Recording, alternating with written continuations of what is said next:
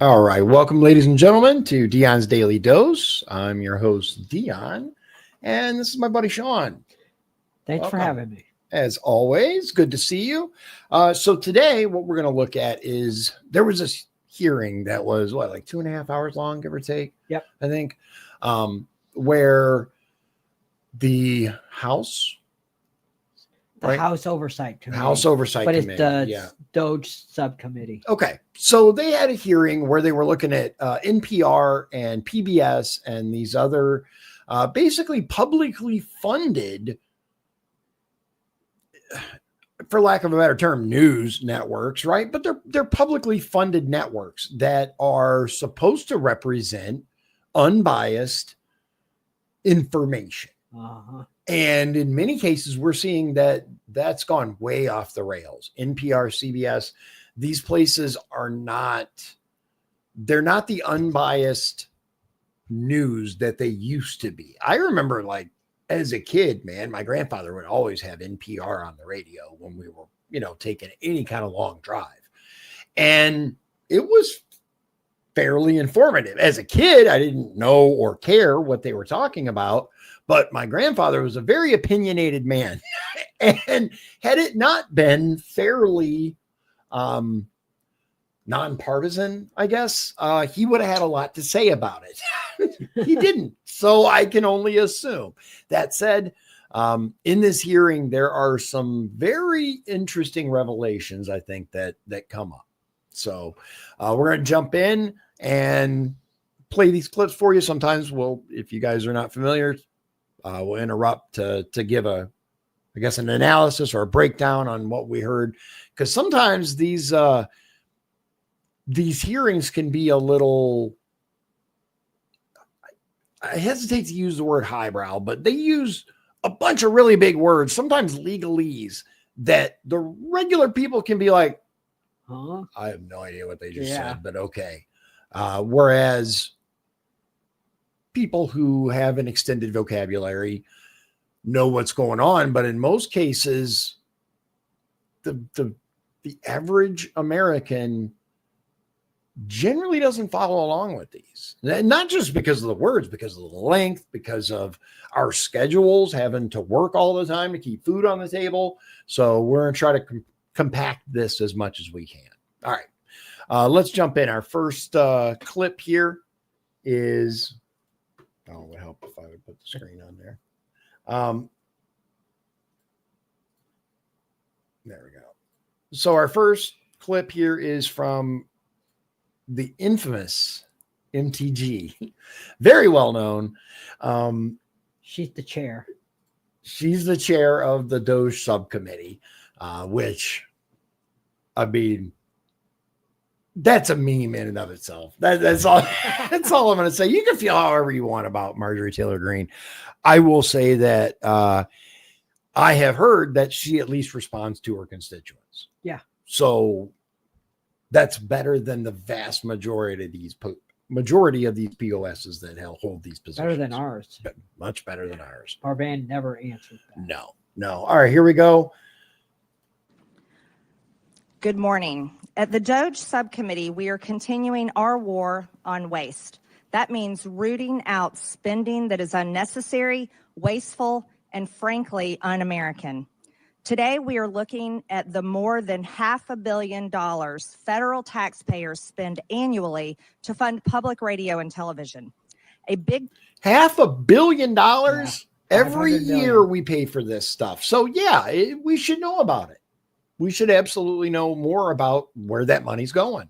Chunk of this subsidy flows to National Public Radio and Public Broadcasting Service.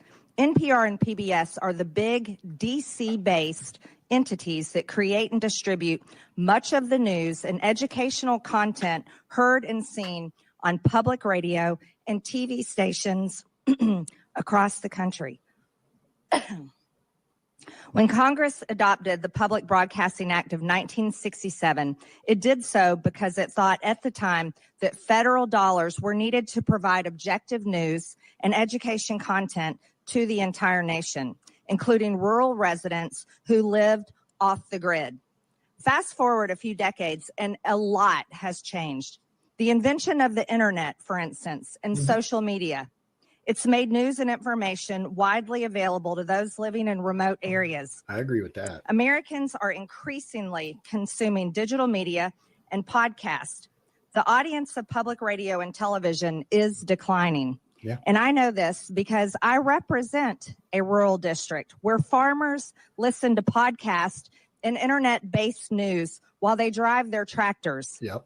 At the same time, NPR and PBS have increasingly become radical left-wing echo chambers for a narrow audience of mostly wealthy, white, urban liberals and progressives who generally look down on and judge rural America. PBS News is not just left-leaning, but it is actively uses taxpayer funds to push some of the most radical left positions, like featuring a drag queen on the show Let's Learn, a show targeted toward young children ages 3 to 8 years old. I want you to know I grew up watching children's programming on PBS. Yeah. And as a mother who raised 3 children, I felt confident that I could leave the room while my own children were watching children's programming on PBS. So I want to interrupt really briefly here because I think it's important. So for those of you not familiar with the area that we live in Northwest Indiana, Michigan City specifically. Outside of Michigan City, in between Michigan City and the Pines, Porter County, there used to be a bar called Helen's, I think. It was a gay bar. Right. And they had drag shows. And when I was in my 20s, I went with a friend of mine and a few other people, and I saw a drag show, and it was interesting. Right. I bet that was. But you know what? It was entertaining because we were adults. Yeah. We're adults. You want to go enjoy a drag show? Knock yourself out. It was different. Right. Not for kids. These shows are not for fucking kids. They're not. And anyone who says they are, really, people need to take a look at your hard drive. I'm just saying. They need to get their head examined. They really do. And mental illness has become such a prominent factor in so many things. Kids are too little to think about things like a man dressing as a woman and pretending to be. Stop it. Just stop it.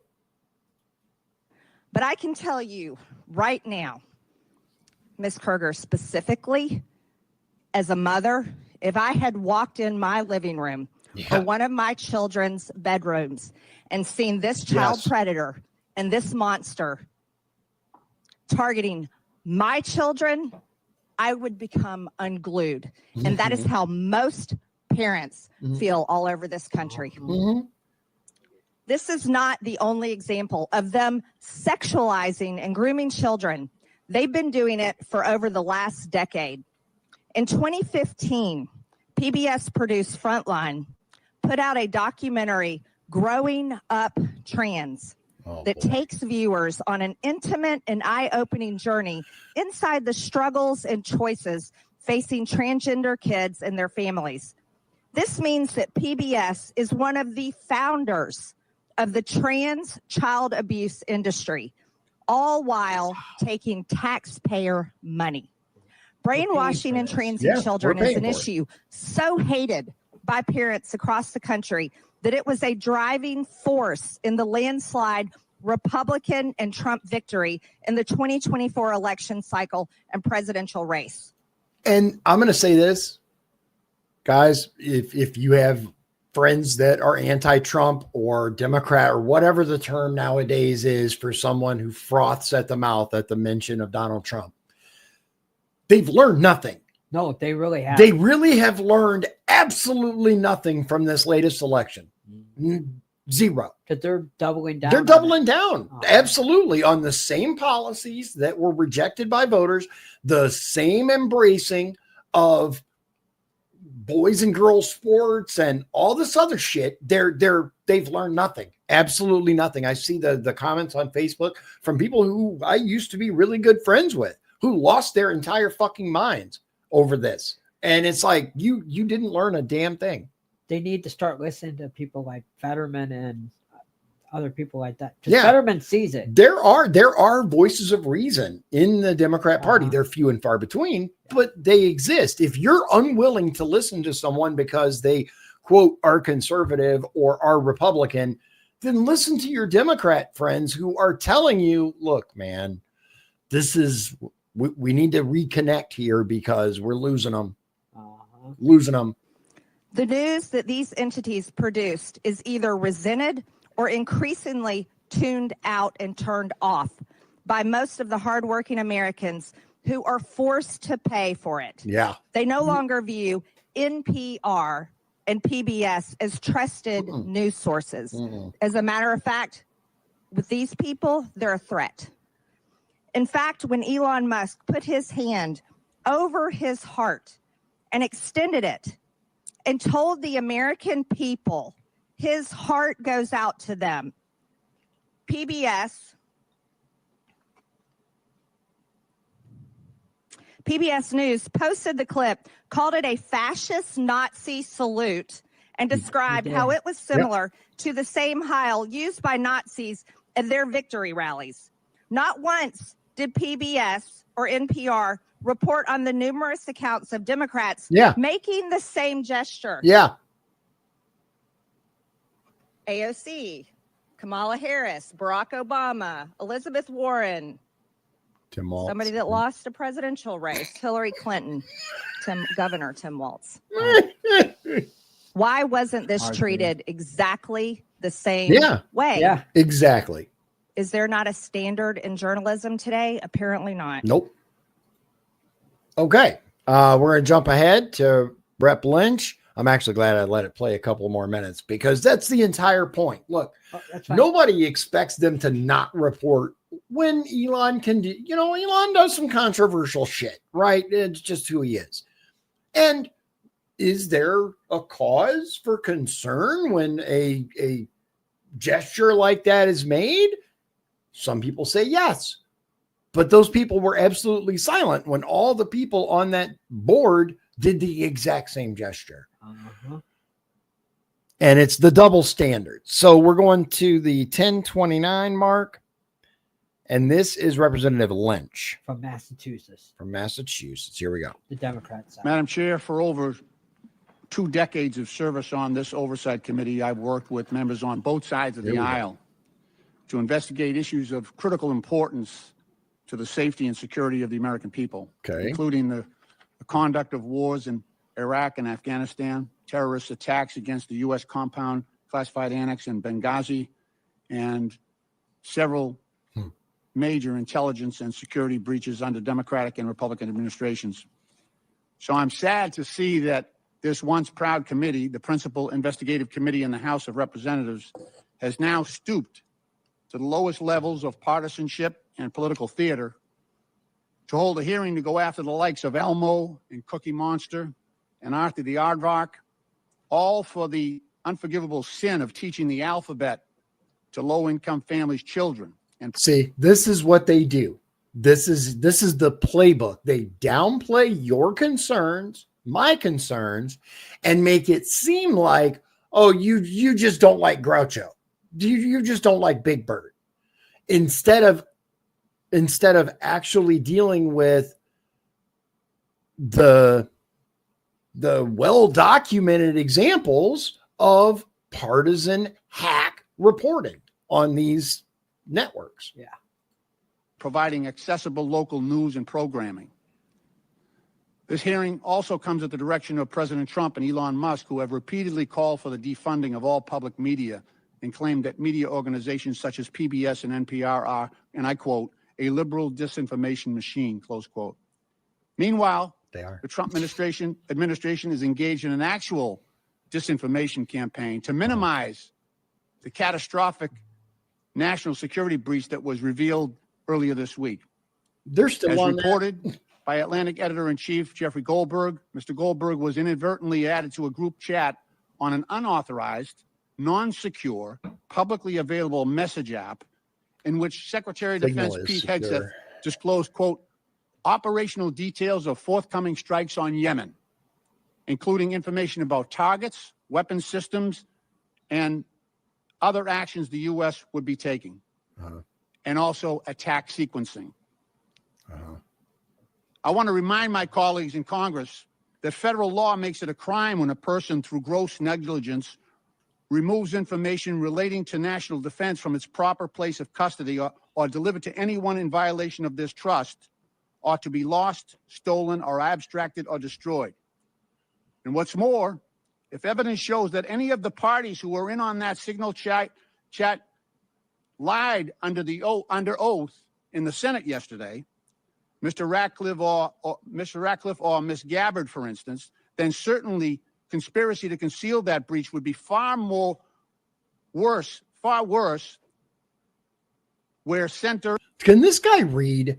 Like, anyway, that aside, right? I noticed that the Democrats didn't have a damn thing to say about Fauci lying to Congress. I just want to point that out, right? And the right is just as guilty of this shit as the left, right? However, when Fauci was dropping lie after lie and denying the emails and denying this, the Democrats didn't have a problem with it. Nobody said a word about, Dr. Death.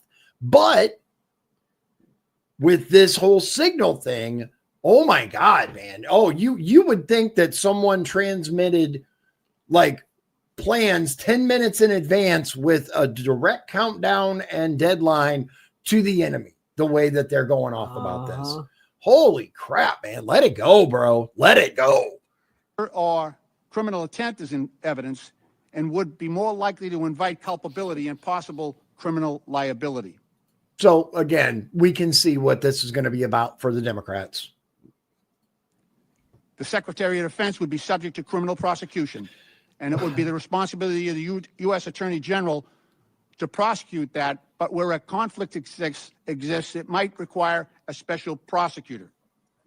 This security breach severely compromised the safety of American troops in advance of imminent U.S.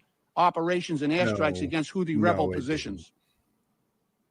It is well documented that the Houthi arsenal includes anti-aircraft capability, ballistic missiles, cruise missiles, rockets, and unmanned aerial attack drones. Mr. Goldberg. Okay, we're almost done with this guy, but I just want to point out that, look, do the Houthis have some armaments? Absolutely. But the reality is that the Houthis don't possess anything that can take out an F-35. They just do not. The radar cross section of an F-35 is equivalent to a Bumblebee. They don't have anything that can even detect the F-35s, much less target and destroy them. So pretending like this was some sort of end of the world national security threat is ridiculous. However, I am all about full investigation of what happened and bringing anyone who broke the law to account. I don't care which party, I don't care who it was. If they broke the law, if they did something they shouldn't have, let's have accountability. There definitely needs to be an investigation. Absolutely. How Goldberg became added to this chat. Yeah. Absolutely. It needs to be. But we're here for this, dude. We're here for this. This has nothing to do with the other. Stop it. Focus on. He's not even. To him, we're going after Big Bird. Because we're mad Big Bird teaches kids to spell. That's what he said. Give me a break with this shit. And then spent the rest of the time talking about something completely unrelated. Who was unwittingly elevated to the clearance level afforded to members of the Joint Chiefs of Staff, was also joined in the exposed group chat by Vice President J.D. Vance, Secretary of State Marco Rubio, and National Security Advisor Mike Waltz, and other senior members of President Trump's national security team.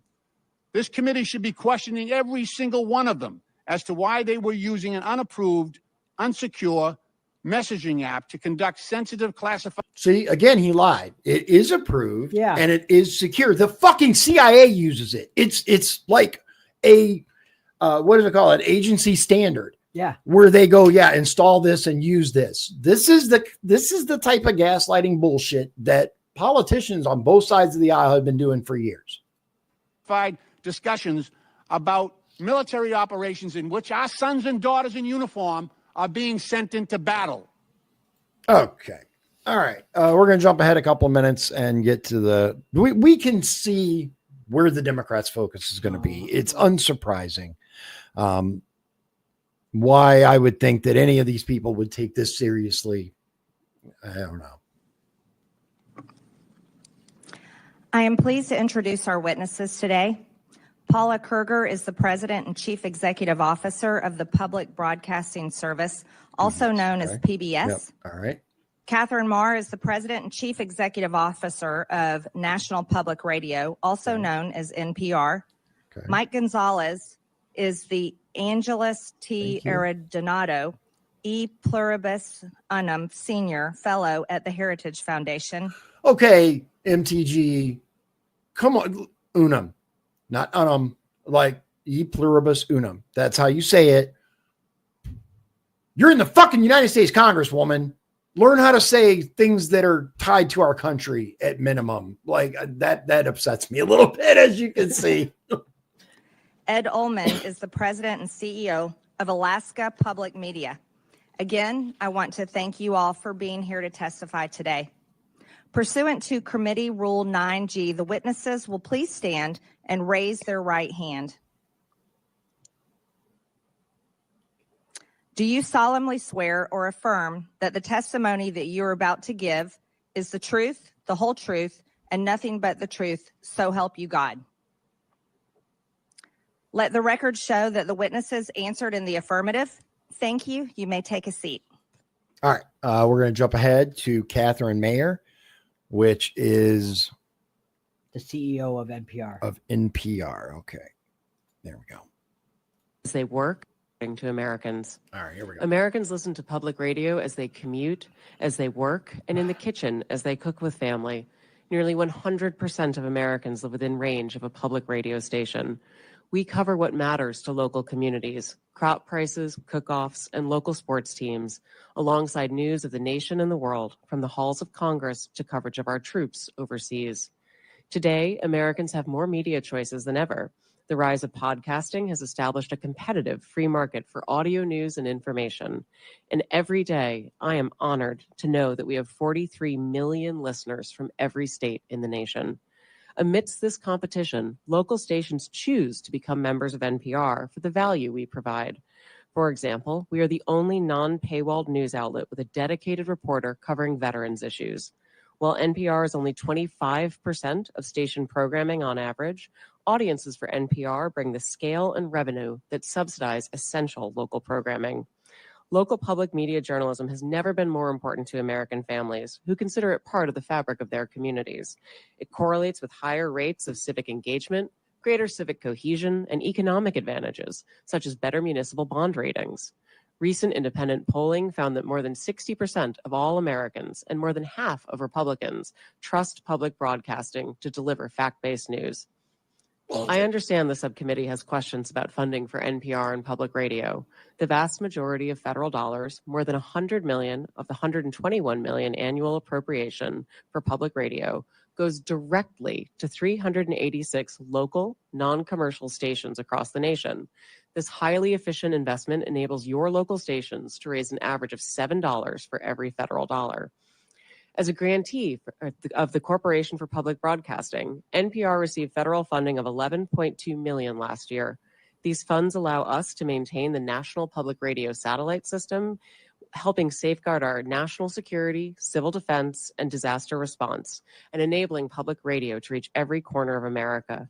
Additionally, these funds help protect journalists covering our troops overseas and reverse the decline of local journalism. As a recipient of federal funds, it is our responsibility to answer legitimate questions about why public funds should go to NPR, whether we are truly committed to serving all Americans, and whether the institution is an effective steward of taxpayer dollars. I hear, respect, and understand your concerns regarding bias and whether public media is relevant in a commercial landscape, and I'd like to spend a minute sharing with you my actions to address your concerns. First, it is critical for NPR's newsroom to operate with the highest journalistic standards. That means that they do their jobs independently, and as CEO, I have no editorial role at NPR. In other words, I do not decide what we cover or how we cover it. I lead NPR's strategy, ensuring we have resources and policies in place to serve all Americans, not just those with a specific point of view. I was brought into NPR to revive and reorient the organization and bring public media to a wider audience, a new generation, and new platforms. Do you know when she was 2 made years CEO? ago. It's only been 2 years. Okay. We have a responsibility to serve Americans across the full political spectrum in a trustworthy, nonpartisan fashion. It is essential that we deliver on this commitment, and we have work to do, and we are doing it. In May, we launched an initiative to improve our editorial review processes to make sure all pieces are fair and comprehensive. We hired new editors and analysts to ensure we're giving fair airtime to different voices and issues. We started regular meetings with our nearly 200 local newsrooms so we can plan together for the needs of their audiences. And the early results are positive. Our digital platforms, where we have the best data about our listeners, the political beliefs of our visitors mirror the makeup of the country across the ideological spectrum. And we're seeing growth in readers and listeners. I joined NPR because I believe that our strong and dynamic nation deserves great public media for all. Americans are smart and curious, and they want us to cover issues that matter, from the price of eggs to national security. It's our job to deliver truthful facts and information so citizens can make up their own minds. Okay. Sure sounds good, what she's saying. So we'll just leave it at that for now. And we're going to go to Paula Kerger, which is PBS, right? Yep. Okay. So that is 2345.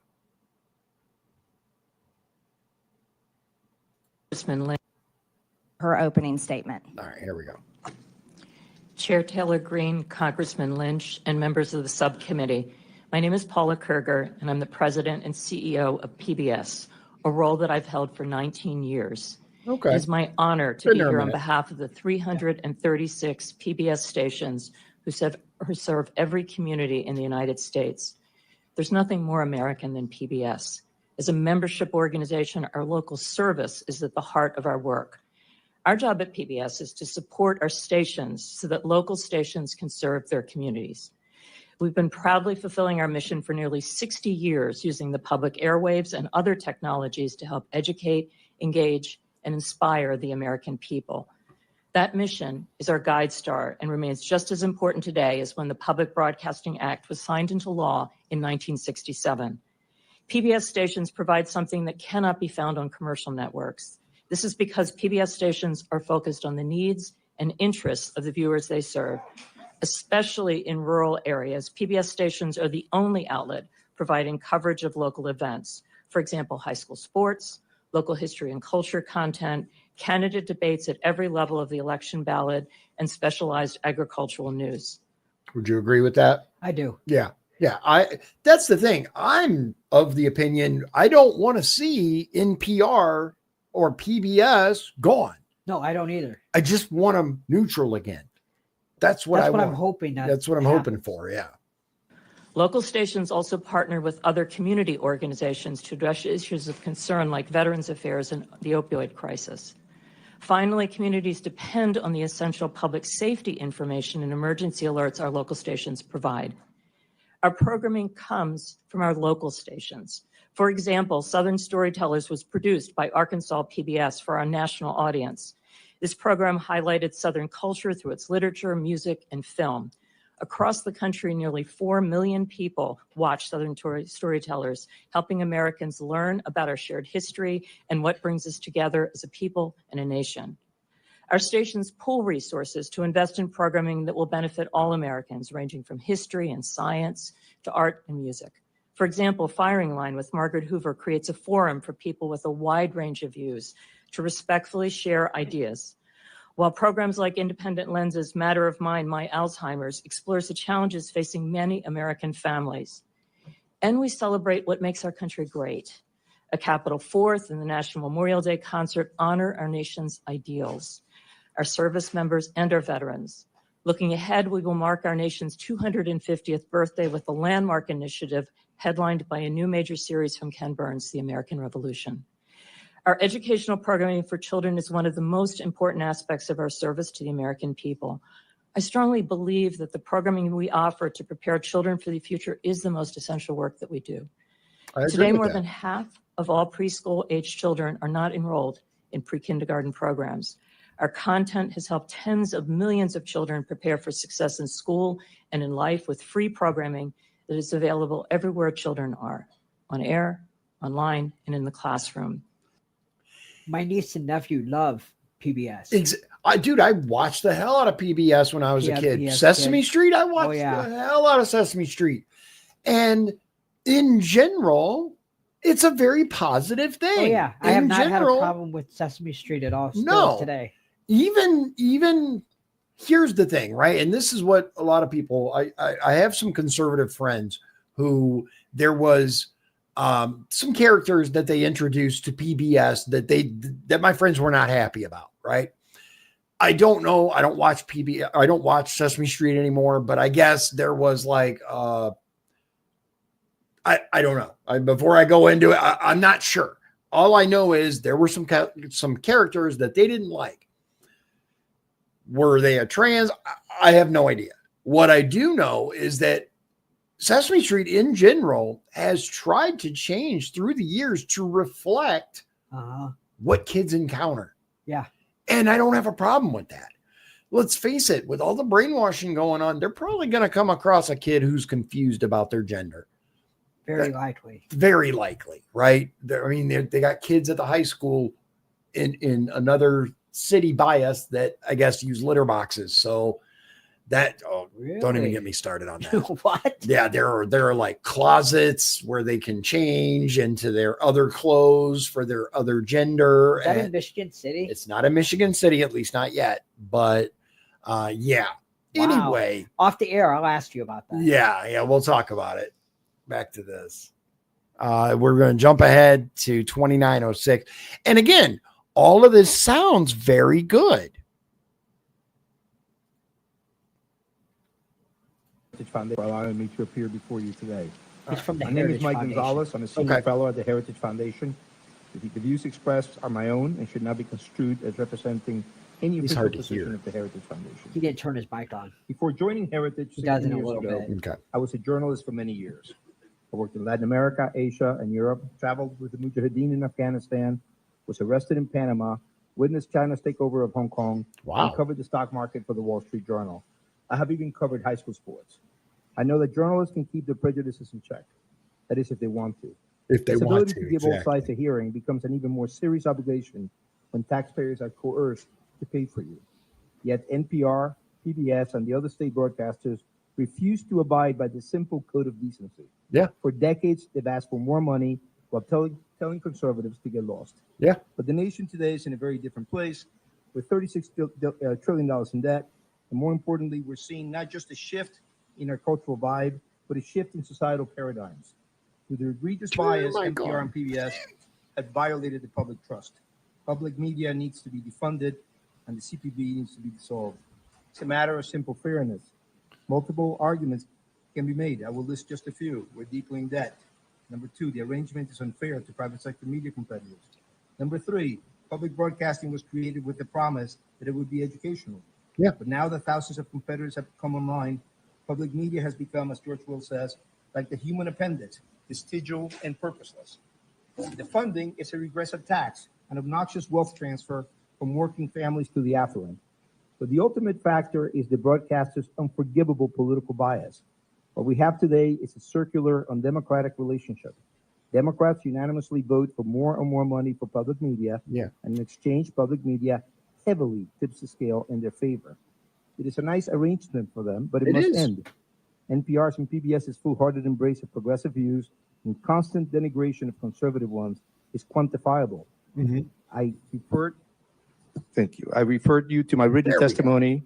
Besides my own examples, I cite the research of Tim Graham as well as So he had the mic on. I guess, he didn't have it lined up properly. Now, just a super brief rant. Have you seen the local meetings that they have on our local level that are carried on YouTube and stuff? Have you seen any of them? Sometimes, yeah. The audio is so bad in them. I mean, absolutely awful. Did you know we pay thousands and thousands and thousands of dollars for that company to provide that service with absolutely trash audio? That's wow. Perfect example, right? National public radio type stuff, but yet a $10 microphone sounds better than the garbage they're using. NPR veteran Yuri Government at Berliner, work. Government who says, at work, quote, exactly. an open-minded spirit no longer exists within NPR. Rather than pause and reflect, NPR instead chose to circle the wagons and assassinate Berliner's character. This is part of a pattern. Mhm. In 2010, NPR fired Juan Williams and vilified him as a psycho after he dared to flout the network's progressive orthodoxy. The people running NPR remain, in Mr. Williams' words, an insulated cadre of people who think they're right and who have a hard time with people who are different. Mhm. They went completely off the rails when Donald Trump was elected in 2016. They did. Coverage, quote, veered towards efforts to topple the Trump presidency, Berliner said. NPR hitched its wagon to the false claim that Russia had colluded with the Trump campaign. Yep.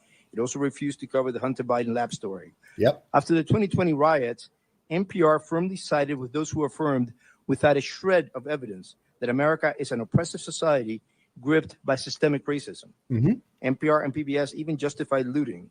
Rather than use journalism as a truth-seeking tool, NPR and PBS distorted journalism to further a political agenda.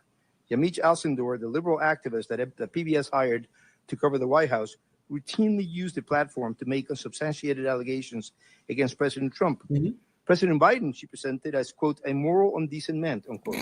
But consider Catherine Marr's appointment as NPR CEO. Her long record of comments leave zero doubt that she's not only a committed progressive, but someone whose disdain for free expression disqualifies her from being anywhere close to the levers of power at a media institution. And what does she think of President Trump? He's, quote, a deranged racist sociopath. Ms. Marr is an American. She's entitled to her views. Yeah. The question is whether NPR is entitled to appoint her as CEO and then ask conservatives to just pony up. Public media's main argument now is that it is essential for weather emergencies in hard-to-reach places, and that without public money, local news will cease to exist. He makes some fantastic points. I mean, ultimately, this is America. You can say whatever you want. You can tweet whatever you want. You can have whatever damn opinion you want of President Trump. But should you be at the forefront of an organization that's supposed to be nonpartisan and supposed to just present news and information, and we're paying for it? No, absolutely not. Bye. You know, one thing I want to say real brief.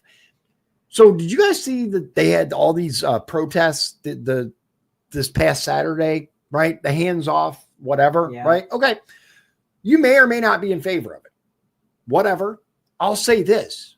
They did it the right way. There was no busted windows or vandalism or they even cleaned up after themselves. Well, that's good. That's what I'm saying. I don't care what you're protesting. I 100% support your right to do so. 100%. I may not agree with your message. I may not agree that Elon Musk and Donald Trump are the end of the world, but make your voice heard, homie. Make your voice heard. And you did it the right way. No smashing vehicles and burning shit down and acting like unemployed fools. No, they did it the right way. So good on them on that. All right. Jump ahead. I brought it up because he was talking about the 2020 riots and, you know, the mostly peaceful protests that they tried. Fire in the background. Right. Give me a break. Give me a break. That is not peaceful, guys. Come on. All right. So we're going to Ed Ullman. Yep. Okay. From Alaska Public Radio. Oh, yeah. I forgot we had a fourth guy. Here we go. Ranking member and distinguished members of the subcommittee, it is an honor to be here today. My name is Ed Ullman. I'm the president and CEO of Alaska Public Media. The people of Alaska rely on public media to provide free, universal access to essential services in public safety, education. Yeah, because you want to talk about rural. Yeah. Alaska. Holy God, yeah. dude. And Alaska, a lot of people don't realize exactly how big Alaska is. It's huge. It's massive because so often, guys, we see the map, right? That map where they have Alaska as a little inset. And so it looks like it's not that big. Look at the comparative sizes of it's like twice the size of Texas. It's huge. Freaking huge. Absolutely massive. And there's only like a couple of cities. The rest is all little communities, independent, small villages dotted, and then a whole lot of homesteading, which are people who live off the land. It's crazy, man. I always wanted to go to Alaska. I never met up there. I've been to Canada. I've been to Mexico. I never made it to Alaska or Hawaii. I always wanted to go to Alaska. So you've been to 48 states. Yep. I've been to 48. So it's wild, man. I see pictures and, movies and videos from up there. I don't think you don't think you'd like it? Well, nowadays, let me be clear. Nowadays, I'm too gimpy to make it out there. But when I was younger, oh, dude, that would have been amazing. Living off the land, hunting some caribou or whatever the fuck they got up there, that kind of stuff. Not now. No, I like my air conditioning and my heat way too much. And community connections. This includes potentially life-saving alerts, updates on community affairs, coverage of state and local government, proven educational content engagement services, and local and national news. In many parts of Alaska and communities throughout the country, public media is often the only locally operated, locally controlled broadcasting service. That's true. We are more than nice to have. We are essential, especially in remote and rural places where commercial broadcasting cannot succeed. I'll say this though, briefly, with new technologies, right? Satellite radio is available everywhere. Uh-huh. You can get satellite and Starlink now. You can get really good internet in the most rural of places. So just to play devil's advocate for a moment, NPR isn't nearly as necessary as it used to be. Just saying. There are other options now. I'm not saying defund them, but I am saying there are other options. Provide potentially life-saving warnings and alerts that are crucial for Alaskans. Now, that I will say, local alerts, local like weather conditions, especially like local emergencies. Yeah, there's probably an argument to be made for that. Threats ranging from extreme weather to earthquakes, landslides, and even volcanoes. Nationwide, our public television interconnection system supports the PBS Warning Alert Response Network. Do they have volcanoes in Alaska? I don't think so. I don't think so. Like, look that up, man, because I want to know now. A critical pathway for the distribution of wireless energy emergency alerts to cell phones.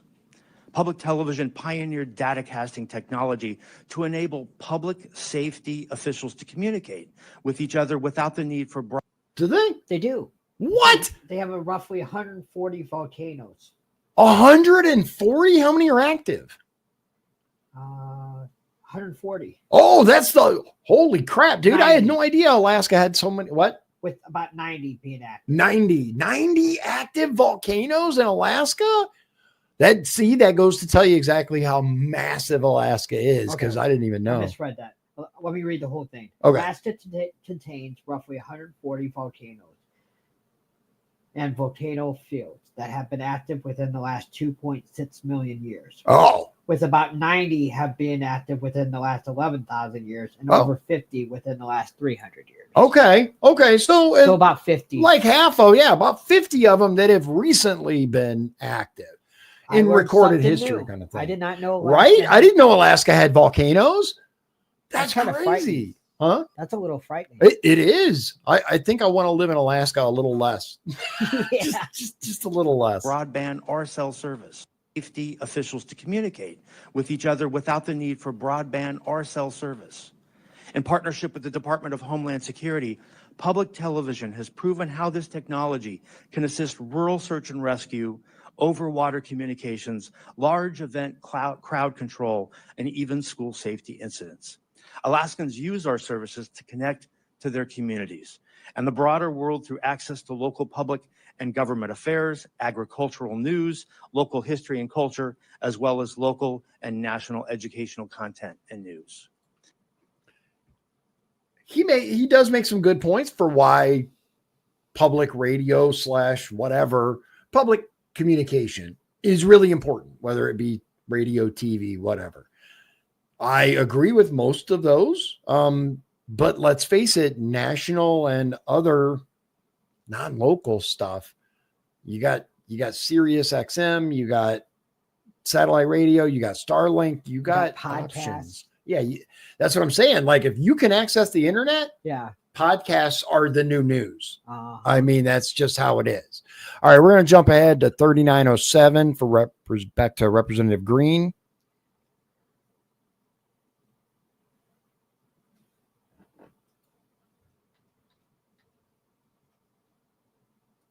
Recognize myself for 5 minutes of questions. Ms. Marr, your public statements and social media posts reflect left-wing ideology and blatant opposition to free speech.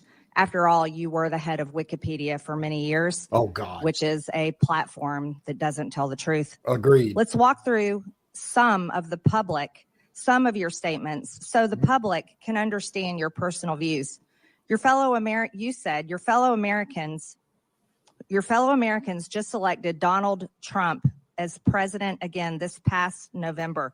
You called him a deranged racist and sociopath.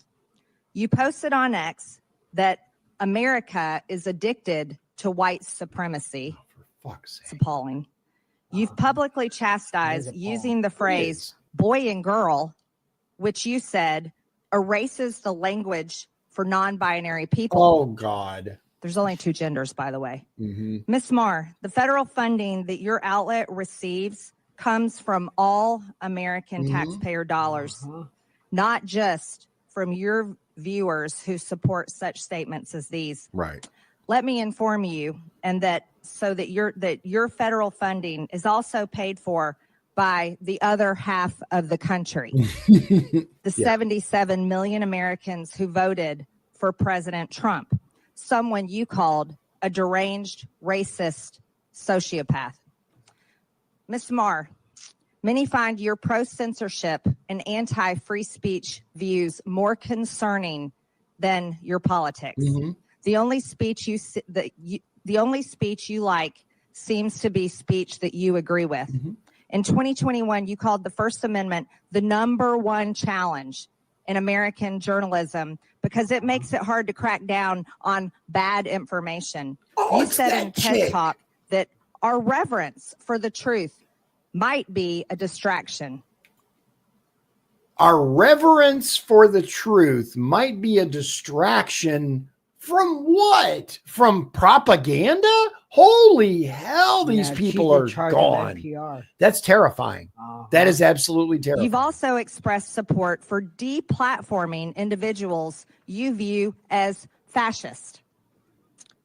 Who do you think should be charged with cracking down on so-called bad information? Exactly. Is it NPR? Right. Is it the government? Is it you, Ms. Marr?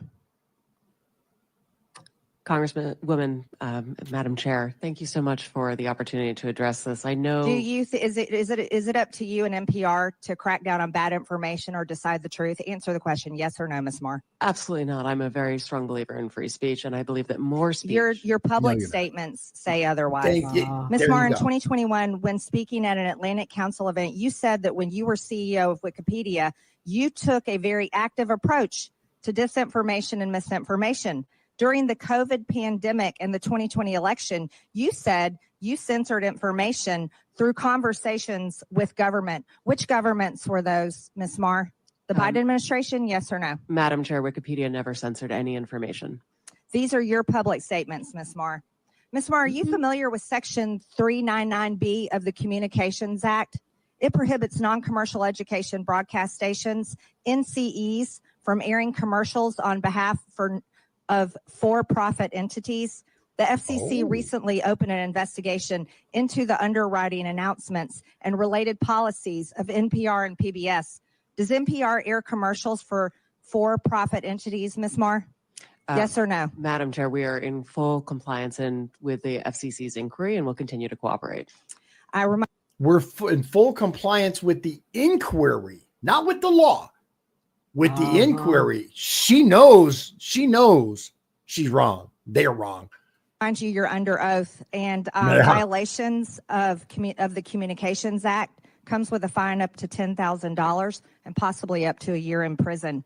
Does PBS air? For the love of God, start putting people who violate this shit in prison. Stop giving them tiny little fines and letting them go back to work. This, and it's not just this, in general, and this is why we have a quote, two-tier justice system, is because like you or I, $10,000 is a lot of damn money, right? It would cripple most of us to have to come up with 10 grand. People like the CEO of NPR, $10,000 is nothing to her. I'd pay that, whatever. She can figure out a tax loophole next year to get that money back. Give me a break. For-profit commercials, Ms. Kruger? We air underwriting announcements, and we believe we are in full compliance with the FCC, and we look forward to delivering the material required in this part of this investigation. We look forward to that too. I'm assuming you're concerned, both of you are concerned about this, and that's why you brought so many attorneys with you today. Ms. Kruger, using taxpayer subsidies, PBS funded independent lens to make documentaries for part of your programming. In 2016, Real Boy was aired about a trans teen navigating adolescent sobriety and the ramification of his gender identity. In 2022, the same series aired Our League, in which a trans woman comes to her old school Ohio bowling league in a story about transition. Then in 2024, A Racist Trees was aired, telling a story of how in Palm Springs, a Black neighborhood fights to remove a divisive wall of trees. Do you think PBS needs to fund ridiculous material such as this that the taxpayers are having to pay for? These are documentary films that are point of view pieces that are part of our primetime schedule for adults. And parents and adults don't trust that type of programming. Right. Not at all. Marjorie. Oh, never mind. Let's see. Yeah, we're still going, right? No, we're good. Yeah, 45. That's what I thought. 45:05. We're going to jump ahead just a little bit. Back to Lynch. Oh, goody.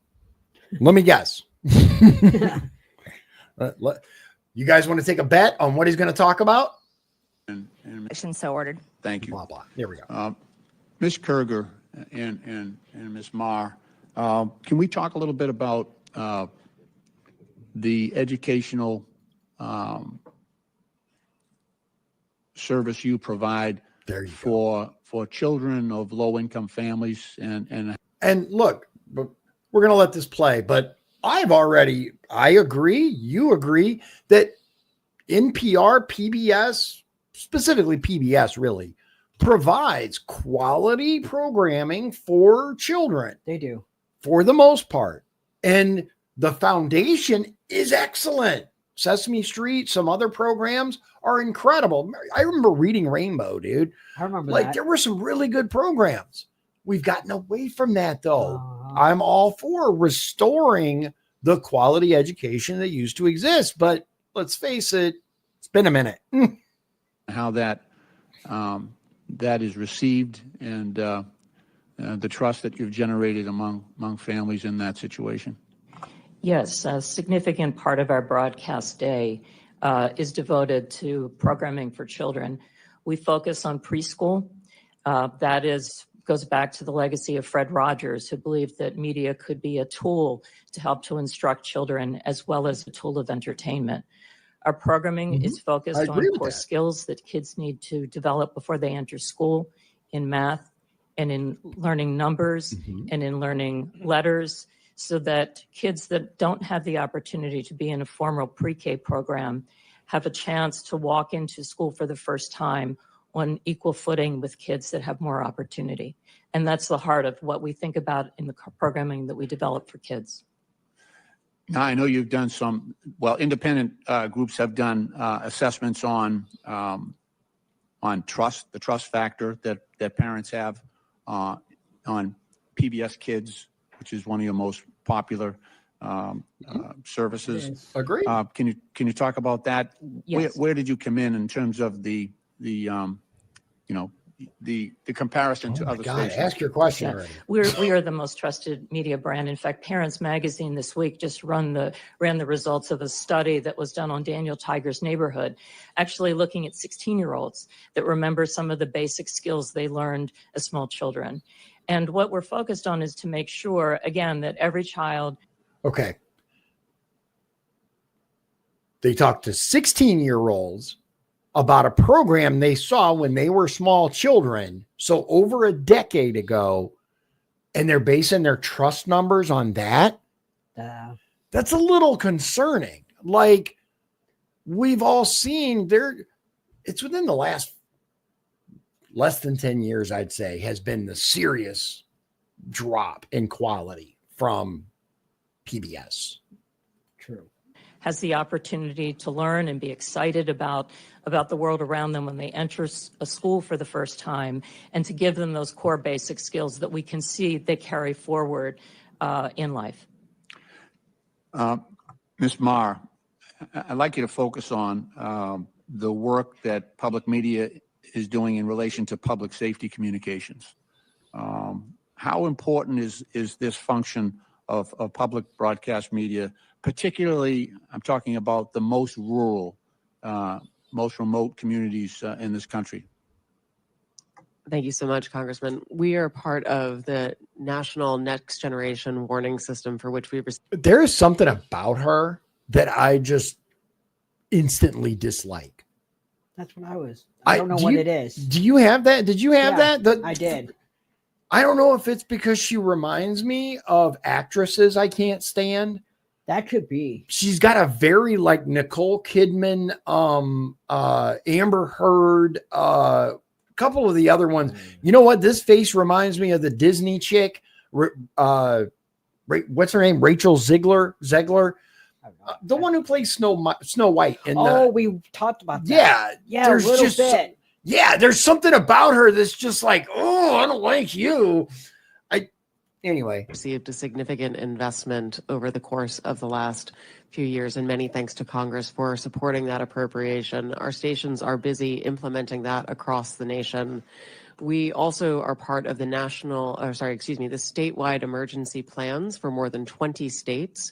You'll see the importance and value of public radio in particular when we face extreme weather. For example, whether in Ashland, North Carolina, recently, Blue Ridge Public Radio was the only news information source available for nearly 2 weeks as people. Okay. Again, we agree that there are certain instances where it's a positive thing, but that's not what they're talking about. We're talking about the serious shift in no longer providing a balanced viewpoint of things. And they should. And they should. Just like I would not, while I may not agree with what you say, I wholeheartedly will defend your ability to say it.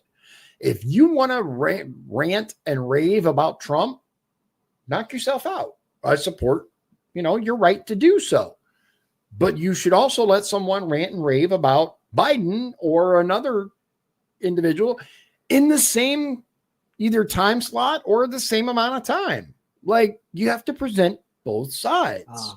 I'd rather nobody ranted on NPR, but if you're going to allow one, you got to allow the other. All right. We are now with Representative Comer, who's actually the chair of the whole committee, of the Oversight Committee. Okay.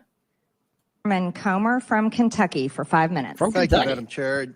Mr. Ullman, I'm glad you brought up a point. It's been mentioned a couple of times already at the early start of this hearing about rural and remote. Yeah. And I have to tell this story.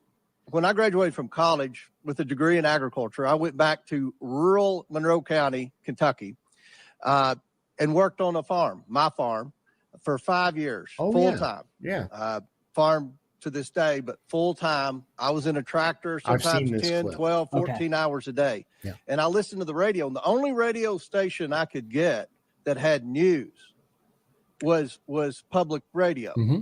So I listened to as many hours of public radio as anyone on this panel, I can assure you. And it was a great service. That was 30 some years ago. Today, in that same remote area, I mean, you've got Sirius XM, you've got podcasts, there's internet access now. There's a whole menu of media options now. Yeah. So, but over time, and I still occasionally listen to NPR because I just want to hear what they have to say.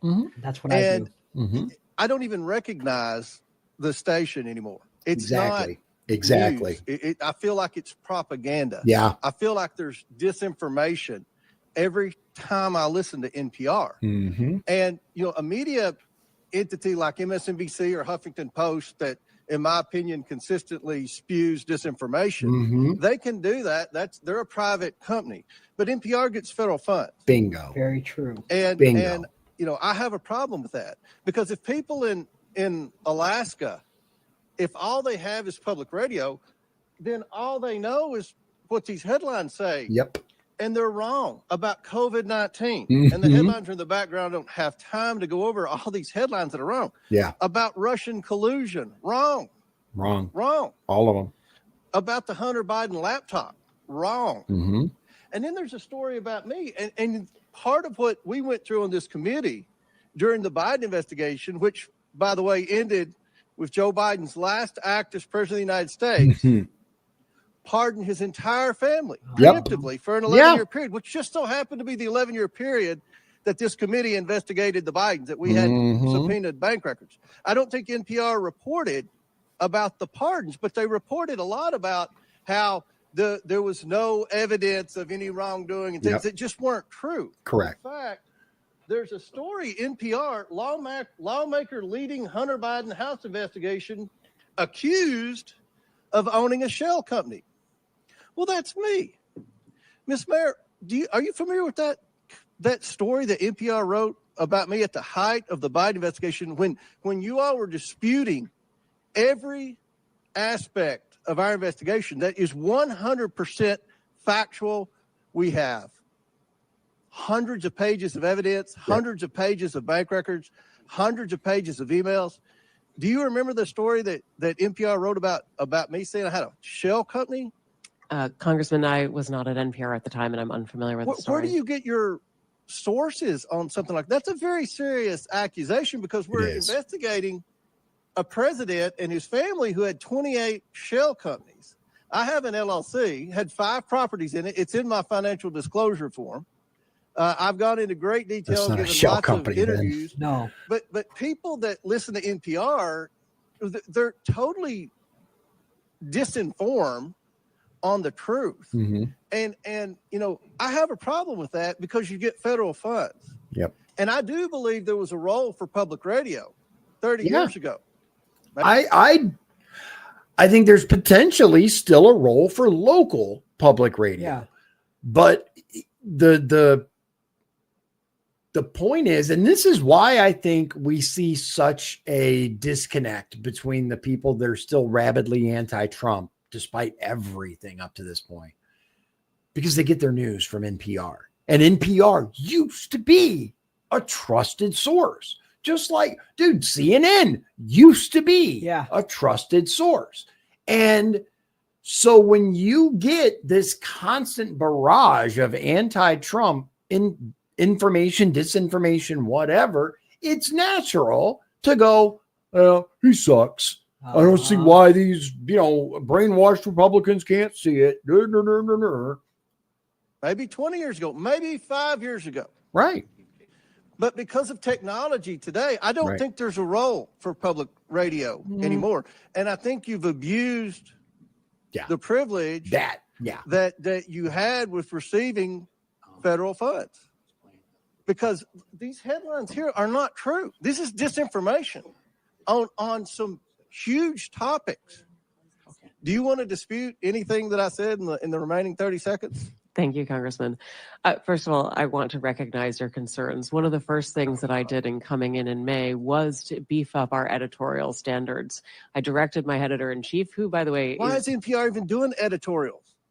I'm so sorry. Do editorials? I don't mean editorial in terms of opinion editorial. Do you even need opinion? What does it matter with the opinion? If you're accidentally telling the truth, federally funded entity that's supposed to provide the news. Can you not provide the news? Of course, fair and balanced. Of course, Congressman. I mean editorial standards for our journalism was to beef up our editorial practices, bringing in more editors to make sure that we have more points of view reflected in every story. I've engaged in a number of actions trying to address my time's expired. Concerns. I've lost confidence in public radio. I don't think, Madam Chair, they should get a penny of federal funds. I mean, it's hard to argue with that, but like, it's a complicated subject. That's why it's easy to say we shouldn't give any more money to NPR, period, right? Or PBS, period. There's other options now, right? But for one, I want you guys look up the number one that's just on the internet. The number one kids like program that's out there. It's like, what is it? Cocoa Babies or some crap. It's awful. It is absolutely awful. So there is a role for proper, children's education. So it's a complicated issue. I'm not quite ready to jump on the team that says get rid of it all. But at the same time, yikes at some of this stuff. All right, ready for this one? This one I did just for you. Oh, goody. I'm so happy. What is it? Oh, God. Rep Garcia. I know this guy. I know this clown. Just wait. Oh, boy. Here we go. I can do it. We're good. Here we go. Yes. So let's get right into it. Yeah. Now, Ms. Kerger. Oh, here we go. The American people want to know, is Elmo now, or has he ever been, a member of the Communist Party of the United States? A yes or no? No. Now, are you sure, Ms. Kerger? Because he's obviously red. Well, he is a puppet, but no. Now, that's not all. He also has a very dangerous message about sharing and helping each other.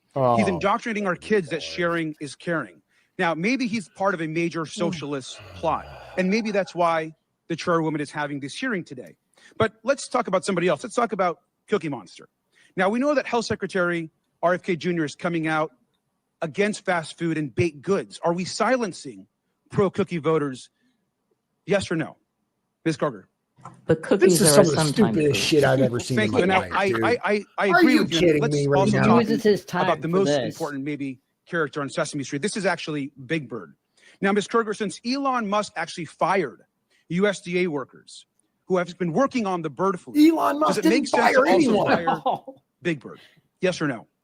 I think What? she's a clown. We would like to keep Big Bird. I completely agree with you. And now it gets even worse. Now, this is actually a tweet that Big Bird actually sent out about the COVID-19 vaccine, encouraging folks to actually get their vaccination, which, of course, we believe in vaccines. Now, perhaps the reason why we're having this hearing is because our chairwoman, Ms. Green, has actually said some really negative things about getting vaccinations. I wonder and that why. perhaps is why we are here. And so we support Big Bird being pro-vaccine and promoting vaccines across the... Big Bird should not have a Twitter account. No, why does Big Bird have a Twitter Big account? Bird should not be tweeting anything ever. He should be on the cartoon or the show, Sesame Street. Stay there. Why is Big Bird tweeting anything? This is exactly what the fuck I'm talking about. This propaganda crap. They are trying to shove it down our throats. And whatever your opinion of medication or the big pharma, Big Bird should not be telling anybody to put anything into their body. Period. This country. Now, I will admit, though, the extreme liberal agenda here we go. that you're all pushing, I think, doesn't stop there. This, of course, is Bert and Ernie. Now, these two guys actually live together. They're friends. They're supportive of each other. Now, that might be triggering to our chairwoman and someone in this committee, and perhaps that's also why we're here today. Ms. Kerger, an important question. Are He Bert thinks and he's Ernie being clever. part of an extreme homosexual agenda? He's not. No. Thank you, Ms. Kerger, and thank you for being a good sport. Now, I'm obviously using some humor here, but the It's fact not that we're funny, sitting here today dude. talking about defunding public television is actually not funny. At a time where we can't agree on basic facts, and while the free press is under attack, we need public media like PBS and NPR more than ever. A large majority of Americans say they trust PBS. And that's exactly why extremists are trying to tear it down. Public broadcasting is a tool for education, for emergencies, and a cherished part of our national fabric.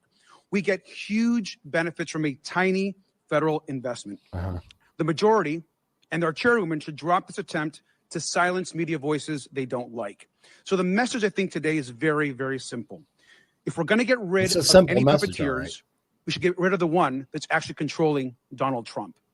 Fire Elon Musk and save Elmo. And with that, I yield back. You know, it's really fun. I just want to. I'm not going to take too long, I promise. It's really funny how these leftists say Elon controls Donald Trump and is the actual president and all this other shit, right? But yet, Biden does not remember signing half the shit he signed, and there was a literal auto pen in use by who knows who. Who controlled Biden? That's and they're gaslighting about that.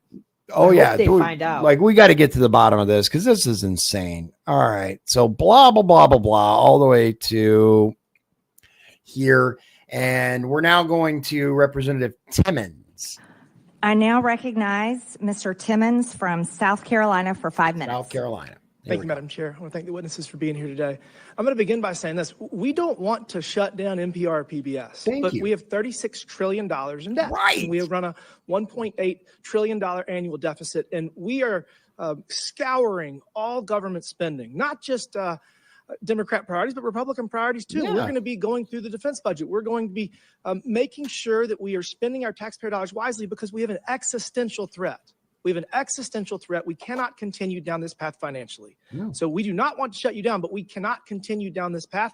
And so if our debt is part of the reason we're here, I think another part of the reason we're here, reevaluating your role and the government's use of taxpayer dollars to partially fund your institutions is because technology has changed everything. We are not living in 1967. Very true. And the internet has changed our society. We have such increased social interconnectedness. Agreed. And there are various options for people to get news and to get disinformation or information, whatever you want to get. So those are the two kind of reasons I want to start with. And that's probably half the problem we're here for. Yeah. The other half is your perceived bias and your content moderation and the manner in which you are violating journalistic integrity. Yeah. And I'll say this, NPR, you have been far worse at this. Ms. Kruger, you have done a much better job at this, but we still have some issues we're going to talk about. Ms. Marr, do you think that the public statements you have made on social media create a challenge in your leadership for what should be an unbiased public information system? Do you think that your past comments, I'll give you a better question. Did they come up in your job interview? Like, do you see a problem? Congressman, thank you for the question. No, they never came up in my job interview. You're a rabid progressive. Like, and do you not think it's a problem that your political leanings that says a lot make right it there. seem to the American people that you're not biased and you're not doing your job? Because you agree that your job is to have journalistic integrity, right?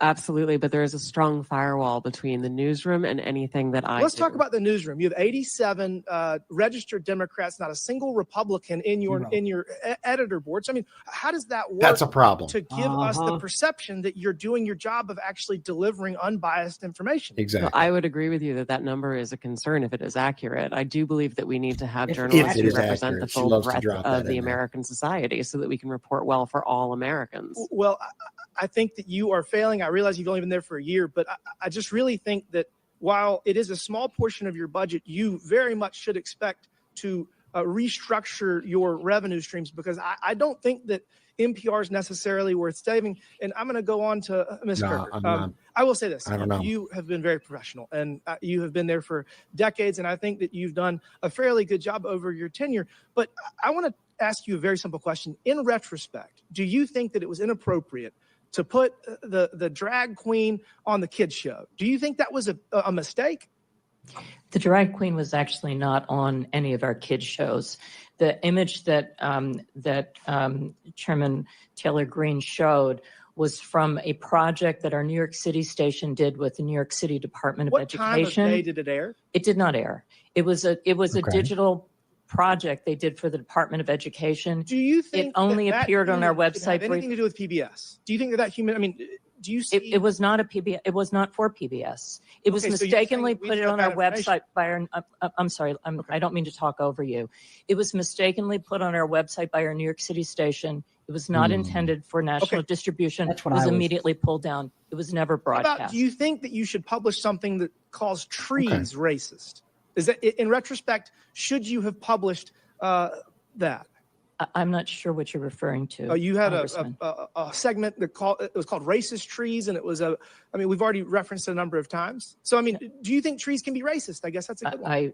I don't know what you're talking about. I've never heard of what you're referring to. All right. Well, but I'd be happy to look into it. I guess do you think that it's appropriate to expose children to issues of transitioning? Do you see a problem with that? Is that something you should avoid? That is not anything on any of our children's programs at all. Ms. Kerger, you have done a far better job here today, and we're going to continue to have this conversation. But again, we have $36 trillion in debt, and we're trying to figure out how to make sure that our kids and our grandkids have an opportunity at the American dream, because if we don't change course financially, they won't. Exactly. That is exactly it. And I know, especially if you're someone who relies heavily on PBS or NPR, you can look at this and be like, they're attacking Big Bird and they're coming after. We got to figure some shit out, man. $36 trillion in debt. Like, we got to cut some stuff. Okay. So freaking A. All right. Our next clip goes right into Jasmine Crockett, who some people just have this way of making you just have a very strong dislike for them. And she manages that with me. Here we go. Thank you. I yield back. Thank you. It's only like I now 2 minutes. recognize Minute and a half. the gentlewoman from Thank God. Texas, Ms. Yeah, I didn't Crockett, for keep 5 it very minutes. long. Thank you so much. It should not be surprising that the president is doing everything possible to make it more difficult for the media to hold him accountable. Right. And for the public to be informed about his reckless and illegal behavior. Yet here we are. Okay. The Republicans have actually organized this goofy hearing to try to convince the American people that PBS and NPR are, wrong quote, company. domestic terrorists or domestic threats. My What? apologies. Not the incompetent, unqualified Secretary of Defense who's texting war plans to journalists. That's but not what happened. It's y'all, PBS and NPR, the American people are supposed to be worried about. You can't make this up. It's as stupid as it sounds. The American people should be worried about the president threatening to investigate NBC for treason for reporting on his felony convictions, or arresting reporters and stripping networks of their licenses for not saying nice things about him or not using Gulf of America. As an aside, you guys really should know that Obama actually did the things that she's saying. Just saying. The Republicans and the Biden administration went after a couple of reporters as well. Catherine So far, as far as I know, only the Democrat administrations have actually gone after reporters. Yeah, Trump hasn't yet. Trump didn't. We thought he would, especially I'm waiting on it now because they deserve that shit now. But the first term, people were like, are you going to do anything? And he didn't. This time, I think it's going to be different. We'll see. Witness, Mr. Gonzalez, went so far as to suggest that because NPR and PBS reported on the murder of George Floyd, they, quote, represent a danger to our physical health as well as to civic health of our body politics. It's how it Ms. was Mayor, reported. do you think reporting on the murder of George Floyd and highlighting instances of systemic racism is a domestic threat to America? Thank you, Congresswoman. I believe it's our responsibility to report on all issues of interest to the American public. Thank you so much. That's a good answer. Ms. Kerger, what about you? I agree. I think it's important for us to report on the important news of the day. So let's talk about the critical role of public. Okay. Blah, blah, blah.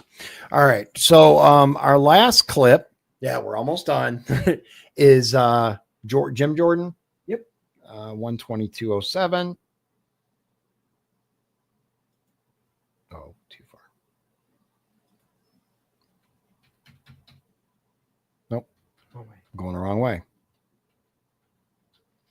It's a big hearing, guys. All right.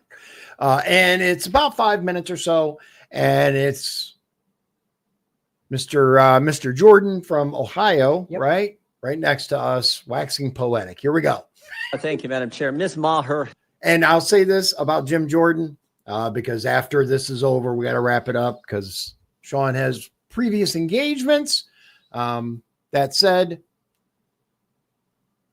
Jim Jordan says a lot of things that I agree with.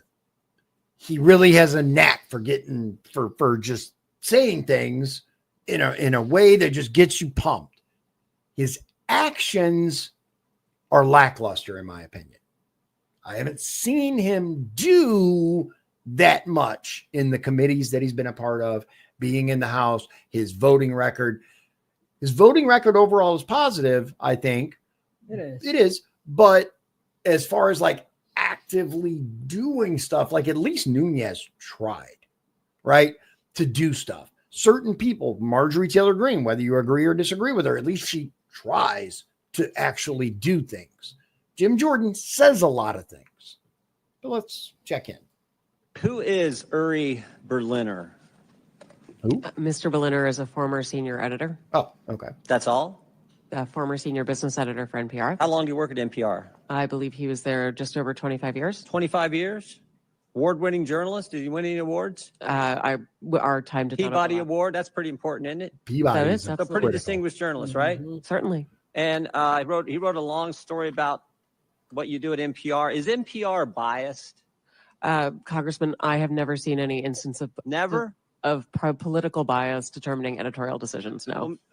Well, Mr. I heard the laugh. Berliner, Yeah. in his story last year wrote, in the DC area, editorial positions at NPR, he said he found 87 registered Democrats, 0 Republicans. Is that accurate?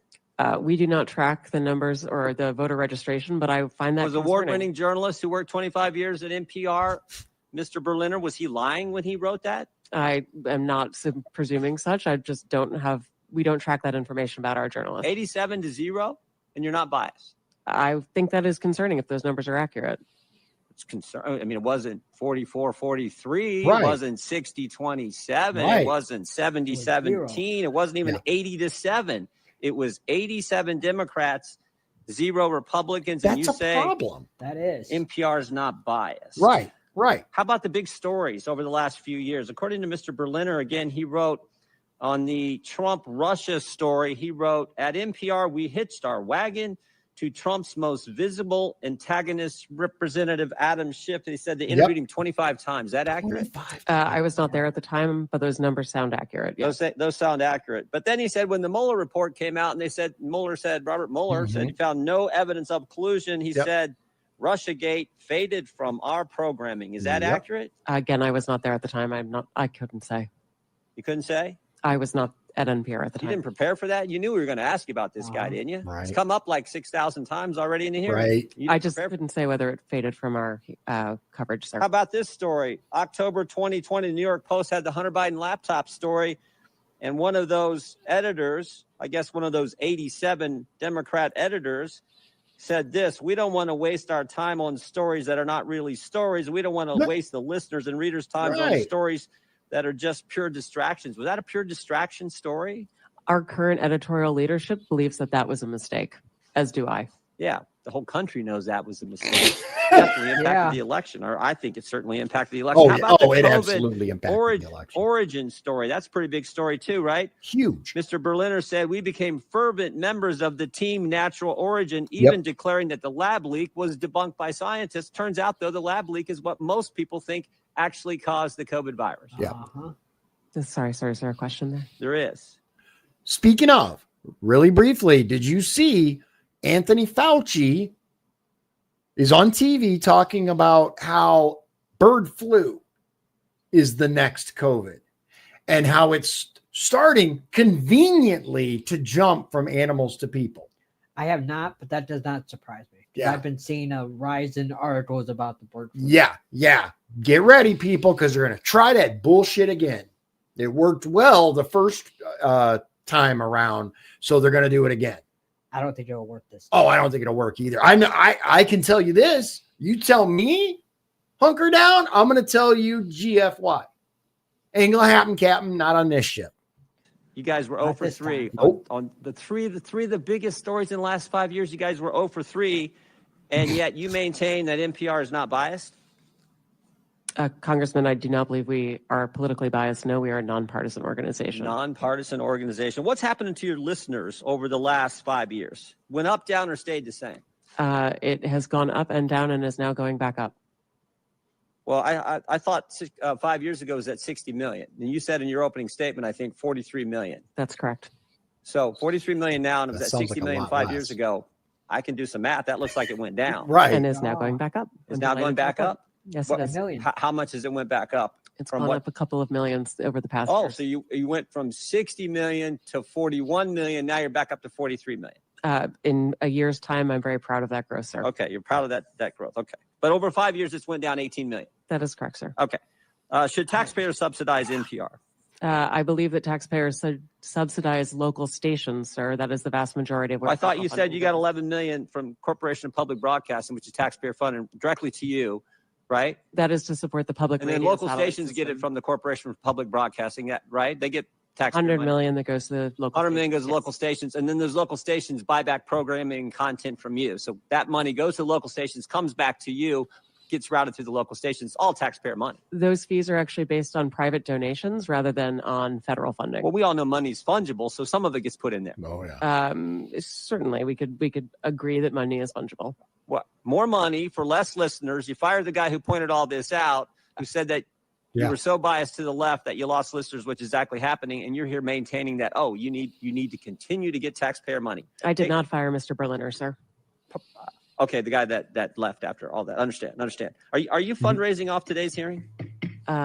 Sir, I Yes. believe that there was a message Yes. that went out earlier today Yes. letting Yep. people know we were coming in. Yes. Uh-huh. Yeah, and at the bottom of the message it said, donate now, right? I don't recall the exact I can language. show it to you right there. It is. Uh-huh. Donate now. I mean, I'm not against fundraising. We all do it. I mean, I get it. Yeah. But it's I assume this fundraising thing is probably going to all the left listeners who are subsidized content by the taxpayers, and that's The rub. gentleman's time is That's the expired. rub. And I got to give it to Green.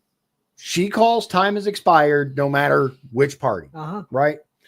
All right. So that's really what it comes down to. The rest of the hearing is more of the same. And it's essentially Democrats not taking it seriously or trying to make it sound like we all want Big Bird dead. And Republicans talking about the bias that exists. And I believe that is a serious issue and a serious question that needs to be answered. Are we going to continue to pay for what amounts to propaganda to our American citizens with taxpayer funds? I don't see why we should. I think it's still needed public broadcasting. Well, that's the question, right? I wish they were more fair. There's the rub, right? If they can restore balance, I'm all for public broadcasting, dude. All for it. If balance can be restored. Mm-hmm. But as it stands right now, it's not. It's not even close. As he pointed out, the three major stories that they all got wrong. Yeah. All right, the guys. Three big stories. Those are huge. Absolutely huge. All right, guys. I hope you found this useful. I again would like to express my appreciation for you going through and picking the timestamps out here. You guys saved over an hour, even with me rattling on. So you still got the gist of it. Guys, I really hope that we provide a service to you. If we do, I appreciate, I can't stand people who do this, but nonetheless, I got to click that like button, hit the subscribe. It really does help. I've been shadow banned ever since I started this channel because I'm the wrong political leaning for them at YouTube. So anything else you want to leave us with? Just that the next show, I think we're going to do the activist judges. Yeah, that one's going to be interesting. Republicans are going to investigate. Yeah. It's a problem. It is. We see it all. We're supposed to have a system that's equal justice under the law. That's just how it was set up by the founders. That's how it should be. And we are seeing not only a soft on crime approach by leftist judges, but we're also seeing where they are literally changing the laws in order to make it possible to prosecute people they don't like. And one judge can put an injunction in and completely stop a president. Exactly. How was that? That's not how this system was designed. No. The Supreme Court, absolutely. The Supreme Court absolutely has the power to give an injunction, to reverse a policy, to rule something unconstitutional. That's what they're there for. But Bob Smith from LaPorte County can't stop the president of the United States. It's ridiculous to even think that they can. Yeah, it's crazy. It's nuts. It's nuts. A All right, lower guys. court judge can do that. Right. It's nuts. It just and they're talking about making them turn planes around and bring people back who shouldn't even be here in the first place, but whatever. All right, guys, we'll see you again soon. I hope you have a great night. And without further ado, God bless you, God bless Indiana, and God bless the United States of America. Hope you have a wonderful night. See you soon.